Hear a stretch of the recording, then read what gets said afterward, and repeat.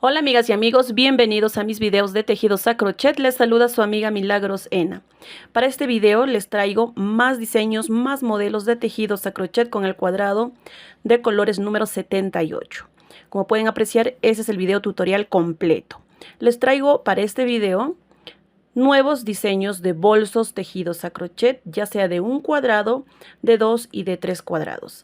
A lo largo de este video les voy a mostrar los diseños, las combinaciones de los cuales están realizados estos bonitos bolsos. Ustedes ya, de acuerdo al diseño, si prefieren, los realizan. Recuerden, el cuadrado de colores está publicado en video tutorial completo como cuadrado de colores número 78.